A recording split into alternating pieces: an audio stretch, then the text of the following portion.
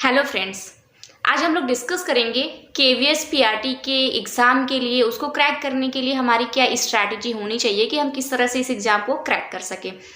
तो सबसे पहली चीज़ है कि जब भी हम किसी एग्ज़ाम की प्रिपरेशन करें तो उसमें हमें ये कॉन्फिडेंस होना चाहिए कि हम इस एग्ज़ाम को क्रैक कर लेंगे, और आपको ये मेंटली प्रिपेयर करना चाहिए कि मुझे इस एग्ज़ाम को क्रैक करना है। ऐसा आपको नहीं सोचना है कि मैं सिर्फ देखने के लिए दे रहा हूँ या तो मेरा नहीं हो पाएगा, कैसे हो पाएगा। तो जो आपका ये जो बीच वाला सिचुएशन है, इसको साइड बाय साइड करके आपको सबसे पहले कॉन्फिडेंट इनफ होना है कि आपका एग्ज़ाम क्रैक हो जाए। तो वो कॉन्फिडेंस आपके अंदर कैसे आएगा। और केवीएस में क्या है कि बहुत से बच्चे ये सोच रहे हैं कि इंटरव्यू है, हम इंटरव्यू नहीं दे पाएंगे, हमारा उसमें नहीं क्वालिफाई हो जाएगा। तो सबसे पहले बेसिकली ये चीज़ है कि आपको पता है कि जो इंटरव्यू है उसमें क्वालिफाइंग क्राइटेरिया नहीं है कि आपको इतने मार्क्स चाहिए ही चाहिए। तो अगर आप रिटन में अच्छा कर लेते हैं तो उसके मार्क्स केवल एडअप ही तो होने हैं। तो इंटरव्यू में बहुत ज़्यादा वेरिएशन आपका नहीं है अगर आप खुद को अच्छे से प्रेजेंट कर पाते हैं। तो अब हम बात करते हैं कि प्रिपरेशन कैसे की जाए, हमारी स्ट्रैटेजी क्या होनी चाहिए। तो बेसिकली आपको करना क्या है, सबसे पहले आपको एक मोटी सी कॉपी लेनी है नोट डाउन करने के लिए।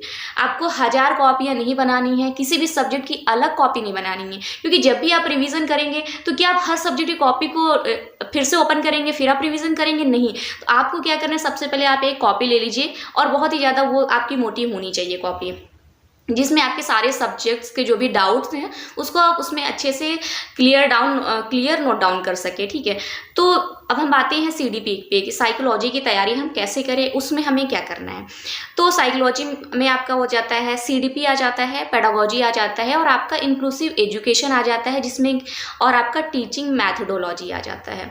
तो ये आपके जो चारों पोर्शन हैं वो आपके बहुत ही अच्छे से तैयार होने चाहिए, और इसके जो कुछ टॉपिक्स है जिसमें आपको पूरा क्लियरिटी होनी चाहिए कि इस टॉपिक में क्या कहा गया है। तो जैसे आपका इधर सीडीपी में हो जाएगा, पियाजे की थ्योरी वगैरह होती है, कोलबर्ग की थ्योरी है, बांडूरा की थ्योरी है, लर्निंग है, ये सब पोर्शन आपके बहुत अच्छे से होना चाहिए क्लियर सीडीपी में।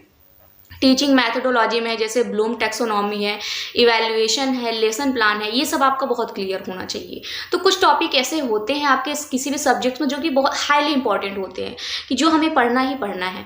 तो सबसे पहले आपको सीडीपी, चाहे उसमें आपको 5 दिन लग रहा है चाहे 6 दिन लग रहा है, आप सबसे पहले सीडीपी में अपना क्या करिए कि पकड़ बनाइए, उसको मजबूत करिए। अगर आपका सीडीपी तैयार हो गया ना तो आपको ऑटोमेटिक जो आपका कॉन्फिडेंस है वो बिल्डअप हो जाएगा उस एग्ज़ाम के लिए कि मेरा ये तो प्रिपेयर हो ही गया। अगर आप हर सब्जेक्ट को हर दिन पढ़ रहे हैं, वो कभी किसी भी एग्ज़ाम के लिए वो प्रिपेयर हो ही नहीं सकता है कि हम सारे सब्जेक्ट को सोच रहे हैं कि हर दिन 1-1 घंटे पढ़ेंगे, ऐसा कभी नहीं हो सकता है। तो सबसे पहले आप सीडीपी उठाइए, उसमें आपका 5 दिन 6 दिन 7 दिन जितना भी लग रहा है आप उसको अच्छे से पढ़ डालिए, सारे टॉपिक सारे अच्छे से करिए। फिर सीडीपी के लिए कौन सी बुक रहेगी, तो मेरे पास कोई ऐसी बुक नहीं है सच कि मैंने बुक से तैयारी की हो, बट मैंने जो किया था वो मेरे पास एक पब्लिकेशन है जो कि एक कोचिंग इंस्टीट्यूट का है, तो मैंने उसका फ़ोटोकॉपी कराया था। तो मैंने सीटेट जो भी है अपना उसी से दिया है, सीटेट टेट, और अभी भी मैं उसी से तैयारी करूँगी। और आपको ऑनलाइन जैसे यूट्यूब पे बहुत से टीचर्स हैं जो मिल जाएंगे, तो आपको हज़ारों लाखों टीचर से नहीं पढ़ना है। और मैं आपको सजेस्ट करूँगी कि एक बहुत ही अच्छे टीचर है जिन्हें मुझे लगता है कि उनका जो कॉन्सेप्ट होता है वो बहुत ही क्लियर होता है, और ऐसा नहीं होगा कि आप उनके पास पढ़ने जाए किसी टॉपिक को और आपको किसी दूसरे टीचर के पास जाना पड़ रहा है कि मेरा ये कॉन्सेप्ट नहीं क्लियर है। तो वो है विवेक पारिक सर साइकोलॉजी के, जो कि आपके कलाम एकेडमी पर पढ़ाते हैं, साइकोलॉजी के टीचर हैं। उनसे आपका साइकोलॉजी बहुत अच्छे से क्लियर हो जाएगा, और मैं ये आप लोगों को सजेस्ट कर रही हूँ, आप जाकर देखिएगा उनकी वीडियो को। तो ये आपका हो गया साइकोलॉजी का। अब हम बात करेंगे जैसे ही आपका साइकोलॉजी प्रिपेयर्ड हो गया, आप 5-6 दिन दे दिए साइकोलॉजी के लिए, 1 सप्ताह दे दीजिए, 10 दिन दे दीजिए। ठीक है। पहले आप एक सब्जेक्ट को कंप्लीटली उसको प्रिपेयर्ड करिए, फिर उसके बाद देखिए कि उससे कम जो आपका है हार्ड है, कौन सा सब्जेक्ट है जो आपको नहीं समझ में आ रहा है। जैसे अगर मान लीजिए किसी को मैथ हार्ड लग रहा है तो आप मैथ लेकर बैठ जाइए, आप उसको अच्छे से पढ़िए, और जो भी उसमें नहीं समझ में आ रहा है, जो भी आपको लगता है कि अगर हम दोबारा पढ़ेंगे तो मुझे इसको रिवाइज करने की ज़रूरत है, और वो जो कॉपी आपने बनाई है उसमें उसको भी नोट डाउन करते जाइए कि इसका ये टॉपिक मेरे को नहीं आता है, इसका ये पॉइंट मेरे को नहीं समझ में आता है। तो आपने मैथ कर लिया, इसी तरह आप रीजनिंग कर दीजिए। एक दिन आप मत पढ़िए, हम बता रहे हैं कि अगर आप सोच रहे हैं कि हम हर सब्जेक्ट हर दिन पढ़ेंगे तो तैयारी नहीं हो पाएगी। आपको मैथ जिसको नहीं आता है, आपको 2-3 दिन मैथ ही देना है, आपको जब तक मैथ नहीं अच्छे से आ जाता है।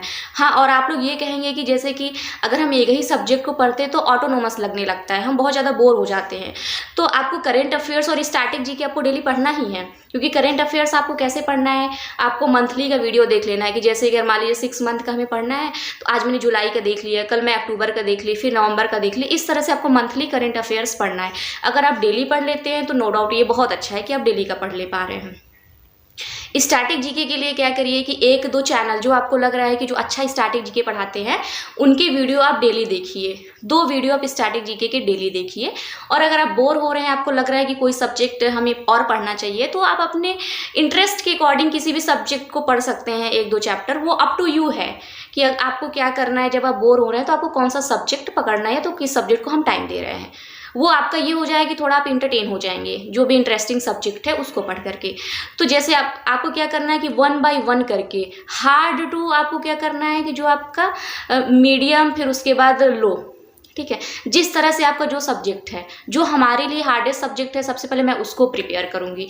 फिर उसके बाद जो हमें लगेगा कि जो मेरा तैयार ही है, मुझे उस पर टाइम नहीं देना है, तो सबसे लास्ट में मैं उसको प्रिपेयर करूंगी उस सब्जेक्ट को, क्योंकि मुझे उसमें टाइम नहीं देना है। और मैं अपना टाइम क्यों वेस्ट करूँ कि मैं स्टार्टिंग में उसी को लेकर बैठ जाऊँ। ये हमें तब करना चाहिए जब हमारे पास टाइम नहीं है। जब हमारे पास टाइम है तो हमें सबसे पहले जो सब्जेक्ट नहीं आता है, सबसे पहले उसकी तैयारी हमें बहुत अच्छे से करनी है। फिर करंट अफेयर्स का भी हो गया कि करंट अफेयर्स आपको डेली पढ़ना चाहिए, वो भी मंथली करंट अफेयर्स। जो एक चैनल है जो मैं रिकमेंड कर रही हूँ वो है स्टडी IQ, दृष्टि IQ है, जिससे कि आपको पढ़ना चाहिए। और एक चैनल और है जिसका नाम है टॉप ट्रेंडिंग जीके, जिससे आप जीके पढ़ सकते हैं। जैसे जो भी प्रीवियस क्वेश्चंस आए हुए हैं, तो कहीं ना कहीं जो एक ट्रेंडिंग क्वेश्चंस होते हैं जो अभी 2-3 ईयर्स में आए रहते हैं जीके के, वही क्वेश्चन रिपीटेड होते हैं, एक पेपर का पैटर्न पता चल जाता है। तो टॉप ट्रेंडिंग जीके से आप जीके की तैयारी कर सकते हैं। फिर इसके बाद हम आते हैं लैंग्वेज पे। इंग्लिश हो गया, हिंदी हो गया, आपका साइंस हो गया। साइंस आप लूसेंट से पढ़िए, लूसेंट बहुत अच्छा है। और डिस्क्रिप्टिव वाला पढ़िएगा, 1 लाइनर वाला नहीं पढ़िएगा। आप देखिए आपके पास बहुत टाइम है और आपको बहुत लोगों के बीच में आपको ये एग्जाम क्रैक करना है, ठीक है। तो कंपटीशन बहुत ज़्यादा है, तो कोई भी चीज़ आप ये मत सोचिए कि हमें 1 लाइनर पढ़ना है। आपको हमेशा डिस्क्रिप्टिव वाले जो भी है, आपका जो सब्जेक्ट है वो डिस्क्रिप्टिव पैटर्न वाला पढ़ना है, 1 लाइनर वाला नहीं पढ़ना। 1 लाइनर केवल आपको अपनी प्रैक्टिस के लिए पढ़ना है। तो साइंस भी आप लूसेंट से पढ़ सकते हैं, या तो जो भी आपको बेस्ट बुक लगे आप उससे पढ़ सकते हैं। साइंस NCERT से ही पढ़ सकते हैं। NCERT से बेस्ट बुक तो कोई हो ही नहीं सकती, चाहे वो साइंस की हो, चाहे वो आपकी कोई GK GS के लिए हो। तो आपका ये सारा सब्जेक्ट क्लियर हो गया। साइंस हो गया, फिर आपका मैथ हो गया, रीजनिंग हो गया, हिंदी हो गया, इंग्लिश हो गया। और कंप्यूटर के लिए क्या है कि आप एक मैराथन वीडियो देख लीजिए। हाँ, जैसे कि मान लीजिए कोई आप तैयार करने जा रहे हैं, ठीक है। अगर हमें CDP पढ़नी है तो CDP में आप क्या कर सकते हैं कि एक पहले मैराथन वीडियो देख लीजिए। तो एक होता है ना कि आपके एक फ्रेम ऑफ माइंड में एक आइडिया बन जाता है कि अच्छा ये टॉपिक है और इसमें ये हमें पढ़ना है। तो पहले आप फ्रेमिंग भी कर सकते हैं एक मैराथन वीडियो देख करके। जो मुझे ऐसा लगता है कि फ्रेमिंग करना बहुत ज़रूरी होता है किसी भी सब्जेक्ट का, कि हमें कौन कौन से टॉपिक इसमें हमें पढ़ने हैं।